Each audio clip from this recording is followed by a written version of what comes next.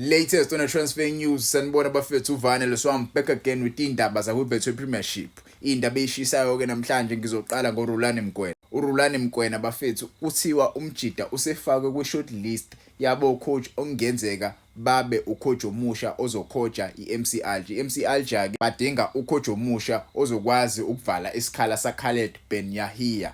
Asazi noma iMC Alger izokwazi ukuthola ama-services kaRulani Mgwena because uRulani Mgwena ucoach lo bafethu odinga izinto eziningi. Yabo mefika nje kwiclub yakho uzofika ne-technical team yakhe, so asazi noma bazovuma yini. Kwezinye zeyindaba eziphumile bafethu, istriker seTS Galaxy uZenan Zajmovic is set to part ways with the club via agreement after just one season with the club. He netted 11 goals with 2 assists in 28 games. Umjida boy striker ngempela beshisa ngempela namateam amaningi njengoba ezobe free agent right now. I'm sure ama-team ayamfonela right now afuna ukumsayina. Asazi ukuthi yipi team ezokwazi ukuyithola signing yakhe, ngabe uzobuyela le ezweni lakhe la ehlala khona noma akhona ama-team vele afuna ukwadlalela la kwiBetway Premiership, asazi. Kwezinye zeyindaba eziqhamuka khona futhi lapha kwa-TS Galaxy, uKigen Dolly, the former Mamelodi Sundowns and Kaizer Chiefs player, is set to leave iTS Galaxy kule season ezoqala nje. umjida ngiyazi ayidlalela iTS Galaxy right now, uyi-free agent, i-contract yakhe ayirenewanga. Ngokuzwa kweyindaba ngizwe kuthiwa uhlalisiwe phansi umjida, bamtshela ukuthi Kigen Dolly ngeke uzokwazi ukwaqala lama games lawo. Next season ngeke uzoba i-starter for iTS Galaxy. There are other players abazoba ama-starter. Umjida wa decide ukuthi njengoba kunjalo cha, angikwazi ukuqhubeka, I want to be a starter. Umjida ubefuna ukuba i-starter, but ke iTS Galaxy they didn't see him as a player who can start ama games amaningi, so they decided to let him go. Kwezinye zeyindaba afethe iphume namhlanje, I'm sure seniyibonile indaba regarding i-owner ye-Richards Bay. Kuthi i-owner ye-Richards Bay i-rejecte u-70 million from i-previous club ebidlala la kwiBetway Premiership ifuna ukuthenga i-status se-Richards Bay FC. Yabo ushilo umjida ukuthi to us it's a legacy. It's a legacy to have a club like Richards Bay edlala kwiBetway Premiership. Just to sell status kanjalo nje just like that, it won't be good. It won't be good for people of Richards Bay. It won't be good for people of KZN. So they want to see their club playing at the top flight football. They don't want to sell their status and move the club away from KZN and move the club. I'm sure nyamazi kumuntu ofuna ukuthenga status. There's only one team currently that is searching to buy status. Kwezinye zeyindaba ofethe iphume namhlanje kuthiwa uPercy Tau remains a big target for iZamalek. Yabo menikhumbula kahle uPercy Tau was linked with the Orlando Pirates. Percy Tau was linked with iZamalek. Bafethu iZamalek i-club le eyi-rival with the Al Ahly. Percy Tau recently parted ways with the Al Ahly. Right now we free agent, so iZamalek ifuna ukumthola umjida as a free agent. They are considering signing the player. Umjida ngempela right now uyayidinga i-club, uyi-quality ngempela bafethu Percy Tau. Kuma-career stats wakhe kuma-clubs asewadlalele nakubafana bafana usedlala ama-games awu-370, wakora ama-goals awu-90, washaya ama-assist ayi-74. So umjida uyi-quality kakhulu bafethu Percy Tau, niyamazi phuma Lego Brighton overseas. Kwezinye zeyindaba eziphume namhlanje bafethu engekho mnandi, uThabo Nodada is the latest senior player to leave the Cape Town City FC as the club squad continue to see exodus following their recent relegation to the second tier league. Umjida bafethu nyamazi uThabo Nodada. uThabo Nodada spent almost his career with Cape Town City FC bafethu. Ngiyakhumbula nje ngempela umjida efuna ukumuva eCape Town City. Cape Town City ayimnqamela ama-move ukuthi ayodlalela kuma-club aphezulu. Asazi ke right now nje bezoshiya nje kwiCape Town City uzoyapi, but ke right now I think umjida iclub azoyijoin uThabo Nodada right now njobe icareer yakhe vele isiyaka semaphethelweni, useyojoinela ukuretire right now. Yabo iclub azoyidlalela after iCape Town City usezoyidlalela leyo club just ukuretire, because I don't think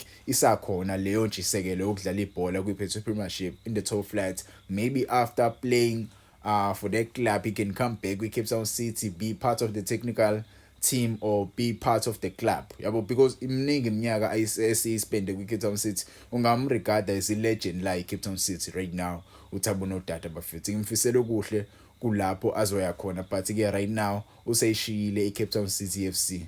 Kwezinye zendaba eziphumile namhlanje, iThe Citizen ipublishe istory regarding uJayden Rhodes. Ngiyakhumbula ke ngishaya ivideo ngikhuluma ngayo uJayden Rhodes, ngisho ukuthi iKaizer Chiefs isingenile kwi-race yokusayina uJayden Rhodes. Orlando Pirates showed their initial interest, but the 22-year-old attacking midfielder also bring kuthiwa is also being tracked by amazulu FC afuna ukumsayina nayo uJaden Rhodes yabo njengoba befuna ukumsayina uJaden Rhodes. I think going to amazulu maybe ngamsiza umjida aze like azakhele igama kakhulu abilo star player kuMazulu FC, but because when you can check both of these teams, Orlando Pirates and Kaizer Chiefs, makhulu ma club and joining ama club amakhulu useneminyaka emincane kanje usana 22, lokho kungafakela ipressure kakhulu because I don't think masafeke kuOrlando Pirates scheme ashesha sithola ngasilwela kakhulu ischeme kuPirates, but I don't think ischeme ashesha sithola. But when you look at amazulu mfethu lapha angafika be start the Kaizer Chiefs, yes angafika be starter we Kaizer, but currently uKaizer kuneyingxoshunxoshe ikhona yabo, so I don't think uzofika fit ekhona. amazulu for me it's a perfect choice for him to settle down as a young player. Maybe next season that is where we can see him taking the next step in his career, joining the big three leagues, big three teams in the league, or joining Stellenbosch. Yeah, well, maybe joining Stellenbosch might make sense to Jaden Rhodes, but again, it is decision. Ama-team abhekile asazi ukuthi yiphi team ezomsayina kuqala. Kwezinye zeindaba eziphuma namhlanje bafethu, iDurban City njengoba ngishilo bafethu, iDurban City ikhiphe istatement regarding ucoach uKevin Hunt. uKevin Hunt uzoba ucoach omusha weDurban City njengoba izoqala nje isizini entsha.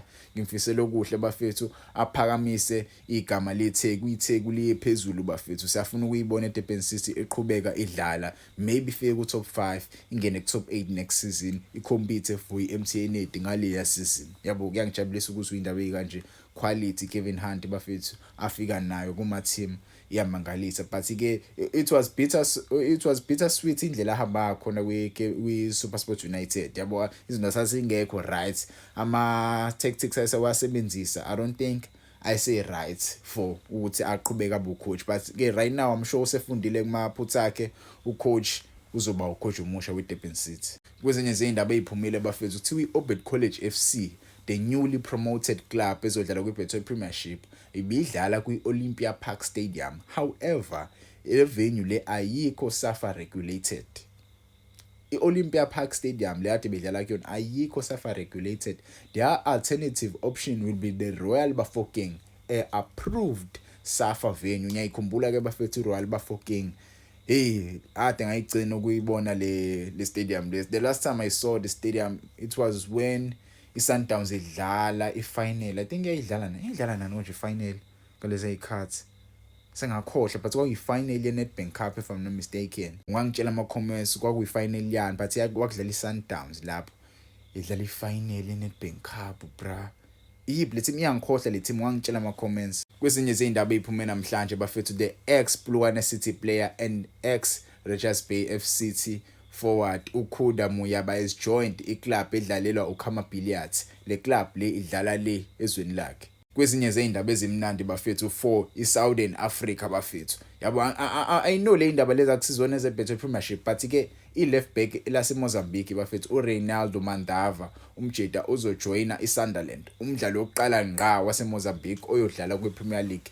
Umlando lo bafethu omkhulu kakhulu. Yabo siyafisa ukubona abadlali abaningi abasuka la kwiCOSAFA region, because iCOSAFA region ayinabo abadlali abaningi abadlala le kwiPremier League, so we want to see more players coming from this region going to play kwiPremier League. Lokho kuzonikeza abadlali abadlala la bafethu like uGqozu nentshisekelo yokudlala kulama league aphezulu. Yabo so kuyangijabulisa bethu ukubona into kanje. Kwezinye zeindaba eziphumile namhlanje sengiphetha nje, ucoach weKaizer Chiefs under 17 uTsidiso Letsolonyane has completed iUEFA A diploma yakhe bafethu. Ube lapha ya eIrish eyocomplete lempahla lebafethu. Ocoach abaningi bayadeserve ukuyithola lento. Angazi indaba. Yabo uma ufuna ukuba ucoach kumele uhambe uyothola iUEFA A license.